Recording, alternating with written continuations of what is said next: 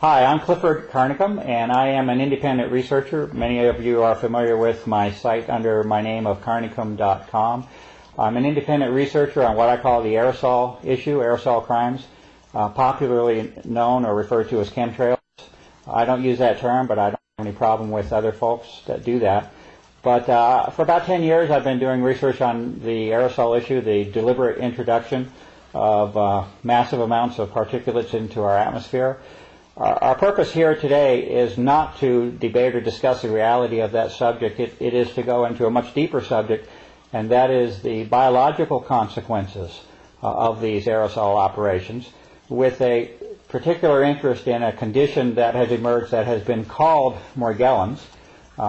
We will find that as I use this term, really any time in the future, and as well as now, I will put that term in quotes, and I think that'll become clear as we talk today.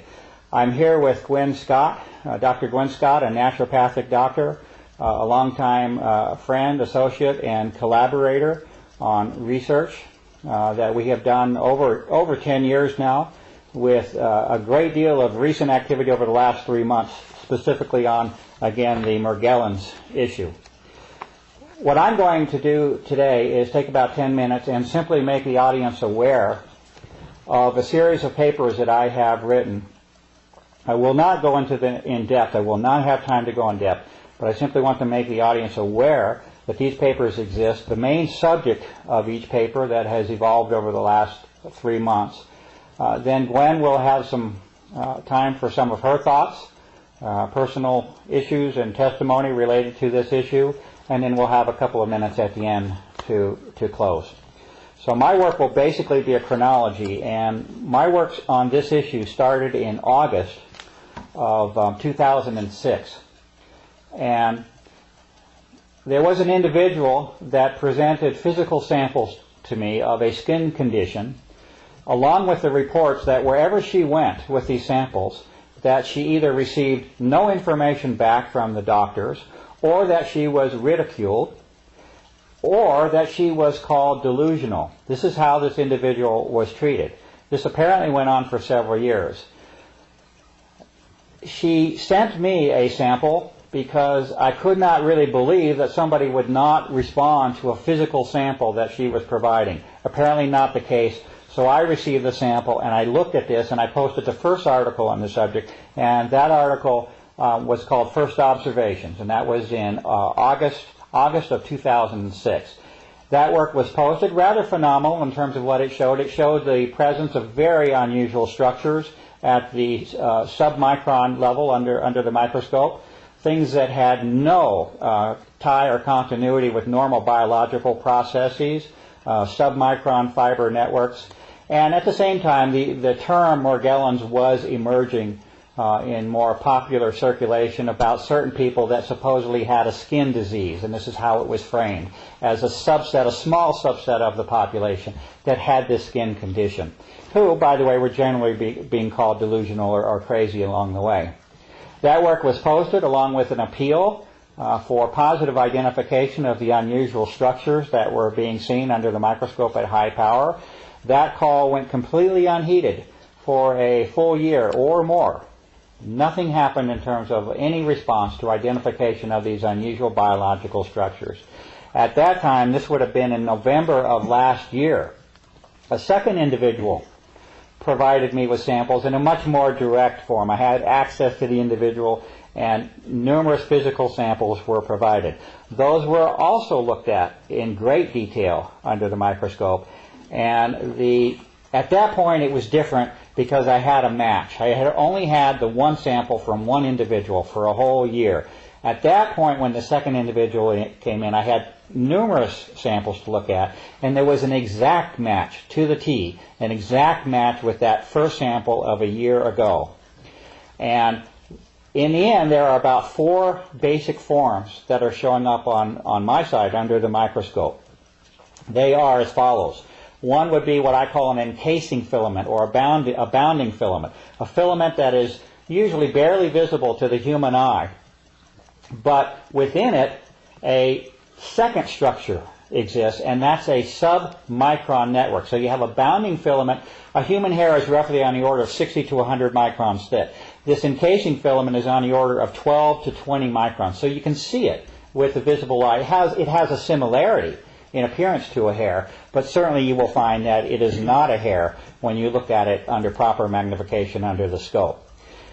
So the second form is within the bounding filament, and this is a submicron network of fibers or filaments. The third form is that it's a coccus form, it appears. It appears to have strong similarities to what would be called a coccus bacterial form, a spherical form. These structures are measuring at the submicron level also. Approximately 1/2 to 7/10 of a micron is the best size that I can come up with. And the fourth structure is what I'm right now calling a hybrid form, and this is something which is somewhat in between. It's somewhat of a transition between the filament and that coccus form that I'm speaking of, although it's aligned more closely to the filament form. It's just not as long and not as irregular in its appearance. These are four basic forms which are appearing over and over and over. There is a chronology of papers on my site starting at that period of November of last year up until literally a couple of weeks ago, which continues to examine different biological samples from numerous individuals. And the work is at the point now where you have samples coming across literally all of the major systems of the human body. Examples would be samples from the hair, the scalp, dental samples, which Gwen will talk quite a bit about later. You have the same filament, and actually all four forms exist. Three of them commonly occur in the outward manifestation of the body. That hybrid form is occurring primarily in the blood samples, it appears. But you have a series of articles which continue to document the same forms over and over and over, crossing the hair, the dental and gum system of the body, saliva, the urinary tract, the ear, the blood, crossing all major functions of the human body. Now, the reason that this issue has come into prominence is because not only has there been a finding of these unusual, I call them pathogens, I can come up with no other term than that these are pathogens. These are invaders of the human body which cause ill health or certainly I don't know how you can avoid the condition of calling it a disease in that sense, but Gwen and I have our own thoughts on this. But certainly the condition of the blood that I'm seeing over and over and over is not a healthy one. You have two things that are important here, I think, to identify. One would be that those individuals that were, let's say, segregated or classified as being an unusual segment of the population that had this condition called Morgellons, again in quotes, is plain false from what I can see. It is not, in the end, a small segment of the population that is to be isolated and segregated, as something unusual. In fact, the information and evidence is indicating that these same pathogenic forms, although they were originally found, it is true that those individuals that were classified as having Morgellons, again in quotes, those individuals called these forms to attention. This is where it first was examined, because you had something physical manifesting outside of the body, skin for example. So it is true that these individuals called attention to the problem. However, when you start looking at those same conditions that were arrived at within that individual, it is seen that these same physical conditions are applying themselves, it appears, to the entire, or let's say to the general population. It's hard to avoid that conclusion right now.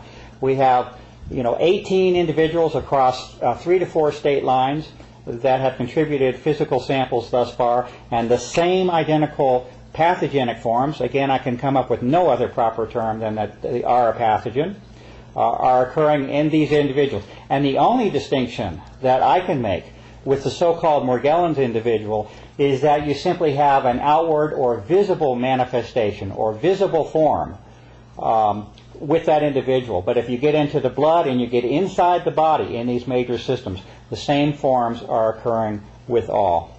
Okay? So that's certainly one of the main points that I wanted to make in terms of the distribution of this condition. The classification of Morgellons as something specific to a few individuals appears to be entirely false, and the only conclusion I can come to at this point is that it certainly appears that the general state of health of the general population has been affected or degraded by the presence of these pathogens. The next important point that needs to be made is the connection with the aerosol issue. From one perspective, a person could simply examine the so-called Morgellons condition, and you have a field day in itself in terms of trying to explain what it is that you're seeing. That's a valid subject in itself, which deserves a whole lot more attention than it's received thus far. But unfortunately, there has been the linking by direct physical evidence of the so-called Morgellons condition with airborne samples that now have a history extending back 10 years. In particular, a set of samples that was sent to the United States Environmental Protection Agency at the beginning of my work, close to being 1999 or 2000, and the subsequent refusal of the United States Environmental Protection Agency to identify that material. If you now look at the microscopic level, very high magnification, you will find a direct parallel in form, structure, and size between that very sample that the EPA refused to identify. Basically, 3 out of those four forms that I spoke of, you will see within that single sample that the EPA refused to identify. And so obviously the problem here is that it appears as though there is a direct link between environmental contaminants and environmental samples and the subsequent biological manifestations that are occurring, not only within a certain class of individuals that have been given a name, but unfortunately it looks like they extend themselves through the general population. I'm going to pass right now this subject over to Dr. Scott to give her time for her thoughts, and then at the end we'll come back for a couple minutes. And also I wanted to mention that I hope that in the future we can have a couple more sessions like this, but I wanted to open the door and at least get some general information out there, because there's actually indications that even the alternative press in some ways is not being, let's say, quite as open in the disclosure of some of the information as I think might be helpful to us. So Gwen, I wanted to thank you very much for being here today. This time we're both under the camera. Last time we did some work with just you under the camera. Sure. But I wanted to thank you for being here and give you a few minutes to give some of your thoughts on this issue, and thank you very much. Well, I have to thank you, and I think every human on this planet, Clifford, has to thank you. You spent nothing but the last 10 years of your life with nothing coming to you doing this work. So on behalf of humanity, thank you. And also your beautiful wife, who's been patient unbelievably throughout this process. Right. Thank you. Dovetailing what Clifford was saying, this is not a disease, folks, and that's a terrible misleading that's going on in Morgellons disease. I've been working with this, well, it's a network of things for a couple of 3 years now. At first I had no clue what I was working with, using my own body basically as a laboratory. And I began to see that there are a lot of components.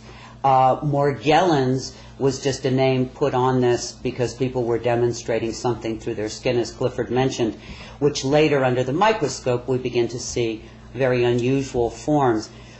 But it is a very compound, complex network of pathogens, organic, inorganic, and all kinds of things. Fibers, we have heavy metals, we have bacterias, funguses, viruses, all kinds of things that seem to be working somehow synergistically, none of them good to the human body and human health.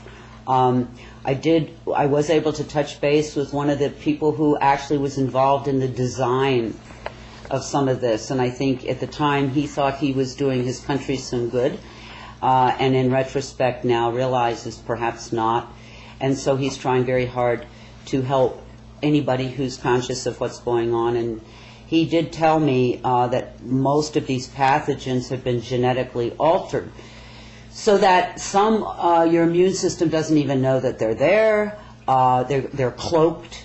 They're different. They can overcome. And I won't go into specifics, but just to say these are not your average bacteria, virus, fungus, and of course heavy metals are not average in the human body anyway. And these fibers, these unusual fibers, are wires that we're seeing. People have said, well, where is it coming from? Well, clearly there's been enough air sample to know, and Mr. Carnicom Clifford just made that connection for us, through the air. And remember, folks, and this is something people forget, we've sort of disconnected. Hopefully we can reconnect with some very important things today. Whatever you breathe in is systemic or system-wide to your whole body in less than a minute. And these things that we're talking about here are very small, tiny, tiny, tiny particles. Goes into the lungs, go directly into the blood supply. No oversight, nobody knows. You know, this is a slow process of discovery. Can be changed on any given day without our permission or knowledge. So it's pretty disturbing when you think about it. But we do know that some of these, at least, are coming into us with deliberation through the air supply. I have been told by this same gentleman that it is also being delivered to us through our food supply, particularly commercial pre-processed, pre-produced foods. Something to think about in terms of your diet. And also, I have a personal belief, I have no proof, that perhaps through inoculation, willing inoculation for many years, that, well, I say willing, we were sort of told we had to get all those inoculations. But anyway, so there you go. One of the things I think that is most disturbing about these times, that even the people who are conscious or aware, if they're not demonstrating fibers coming out of their bodies, they go, well, I'm sorry for those people, but it's not me. What I am discovering along with Clifford over time here is that every single human that goes through a series of sampling and testing seems to have this condition. I don't even want to call it Morgellons. It's a compound complex assault on the body. One of the couple of things, and you know, by law, as a naturopathic doctor, I cannot diagnose or prescribe to you. But what I can do is educate you and share some of my own personal experiences. And one of those was I had a very, what I thought, bad toothache one day. It was so bad, I kind of went under the covers and said, help, to the higher kingdom. And it came to me that rinsing my mouth with red wine would help. And I did, and the results of that were astounding, terrifying, and stupefying. All of these fibers came flying out, and you can see that work on Mr. Carnicom, carnicom.com website. You can see the photographs. That was probably 2 months ago, and to this day, twice a day, I do that therapy, and it continues to produce, perhaps not as much, but thousands and thousands and thousands. From the chin, the teeth, the gums, and that's something clearly. If you're interested, what I do is I put a little peroxide around the teeth and gums, and I use a little bit of dental floss to kind of get it in there, and then I vigorously swish one side of the mouth 5 or 6 or 7 times, and then move to the other. First swishing usually doesn't produce very much, but by the second or third swishing. This is not a recommendation or a cure or anything like that. But a simple in-home thing that you can do, test to see if perhaps you too might have some of this going on. Another something that you can do is take your own body temperature. One thing that has been noticed is that without exception, every human I have met, when they take a consistent body temperature testing every day, falls way below the normal 98.6 that we're supposed to be. There are people who are down in the 94, 95 range consistently. But most everyone, if not everyone, whose temperature we take ends up being very, very low. And that's something else you can do, and indicating that perhaps things are a little crooked.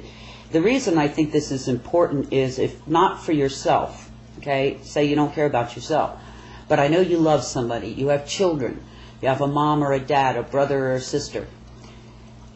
You know, you can just sort of look away or do the ostrich thing, but believe me, whether you and yours are dealing with the chemtrails, the aerosol spraying or not, it's dealing with you.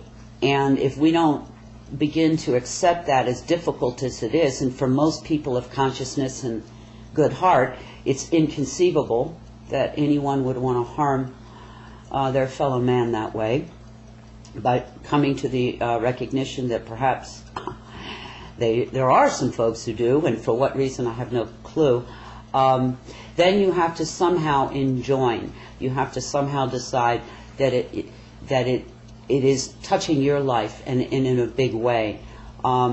Ways that I have noticed and been able to sort of track through myself and friends and family and clients is a sort of a premature aging, and that affects every body part.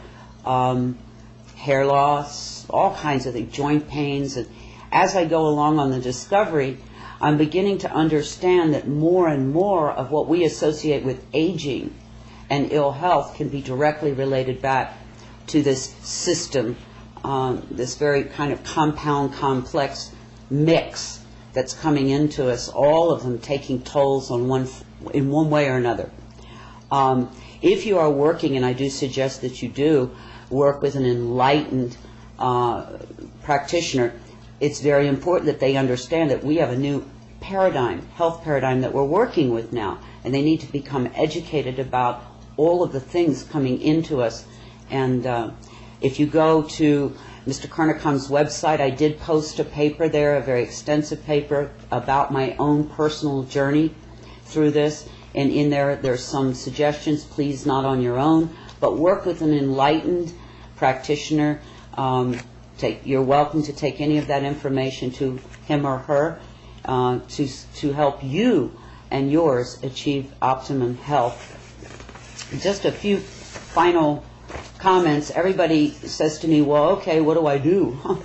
Well, I think the first thing you do is what you're doing right now, is becoming aware, educating yourself, becoming conscious, because knowledge is always the beginning. And then after that, follow your soul, follow your spirit, go and meditate, do whatever it is that you need to do, because everybody can contribute something positive to these times. So you'll have to find what your journey is and what your contribution could be.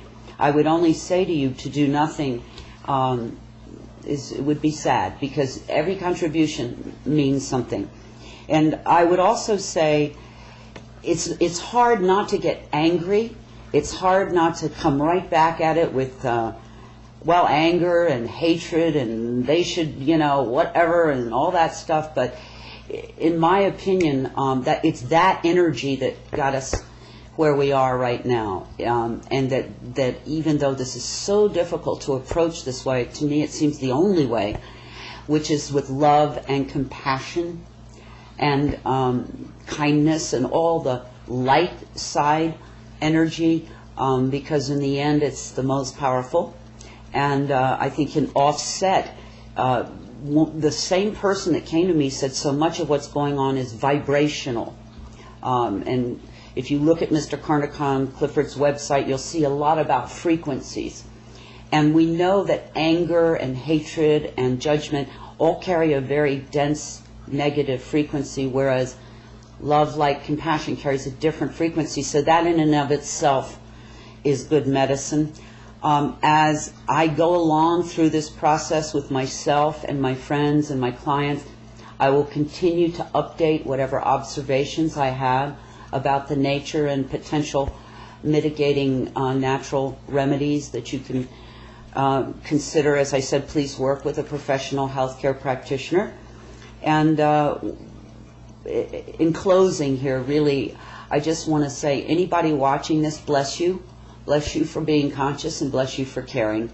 And I know Mr. Carnicom Clifford has a few closing thoughts. Yeah, I just want to thank you very much, Gwen. And I hope we get the chance to meet again soon on this. And I suspect it might be helpful to have just more of a dialogue maybe the next time. But it's helpful to get some of the really just introductory. We're just trying to raise the issue on this. And one comment that with respect to this test that Gwen described with the wine, Unfortunately, this is not an anomaly. This does not appear to be something that is extremely unusual.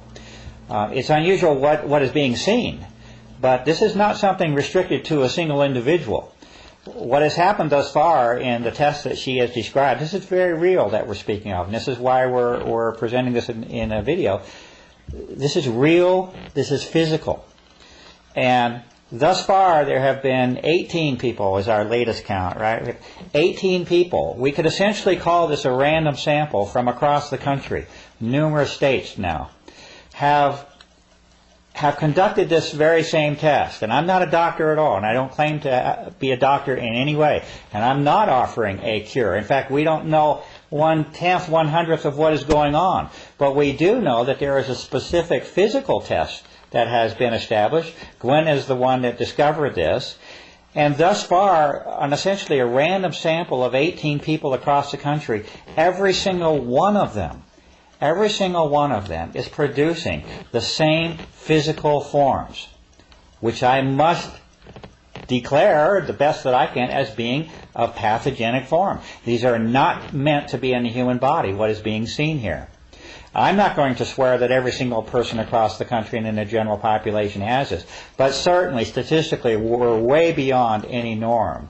So I would like the audience to become involved to the point where they are aware that this is a physical manifestation which appears as though it may be affecting the general population, not something that we shove off to being a few folks like they treated lepers in the past. I also want to let it be known how the CDC has responded to this issue, and if we're counting on the federal government and the federal agencies to give us the scoop and the lowdown on this issue, we've got a very serious problem. Because if you look at the CDC's history here, they have been anywhere from completely ignoring the issue. They've taken several tactics, several along the way, and they change according to what appears to be appropriate for them at the time. One is complete refusal and denial to even acknowledge the subject.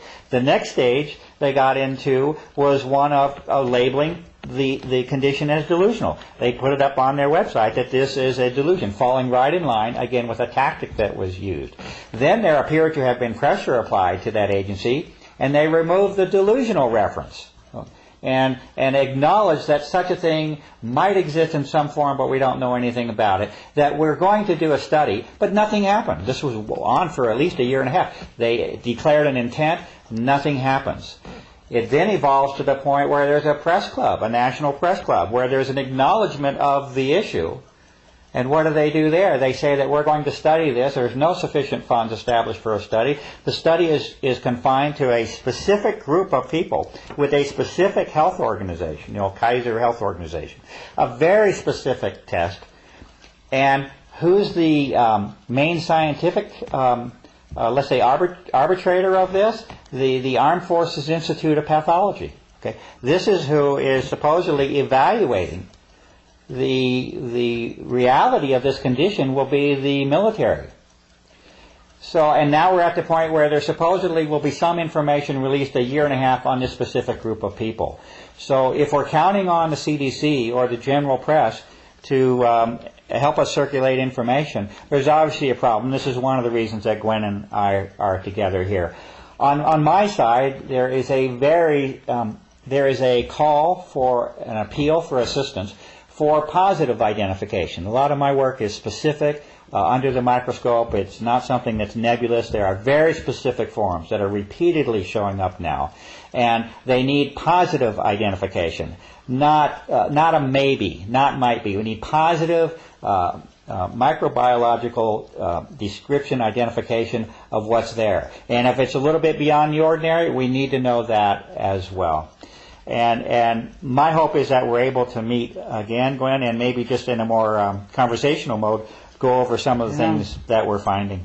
And what I would want to say is, please, please, please, please, this isn't something you let somebody else take care of. If you do not become involved, if you look back through human history, and when there was a big problem afoot, and the people turned away, now we condemn them and say, well, why didn't they do something? Well, we've got another big problem here. And it may, and I hope I'm not overstating, but I think the health and survival of all human beings is truly at stake here, and so we can't afford to say, well, I'm busy today, or I got family problems, or, oh, that's scary, I don't want to get involved. You really, it's a soul call out.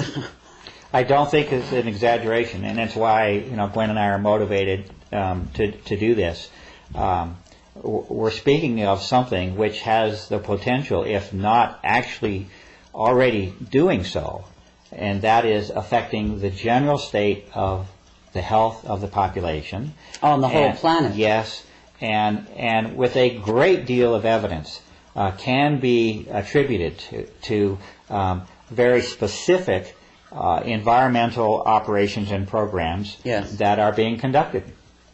And with that, I would like to thank you for listening, and thank you, Gwen, and I look forward to meeting with you soon again and see if we can get into a little more detail on some of the things we've been doing.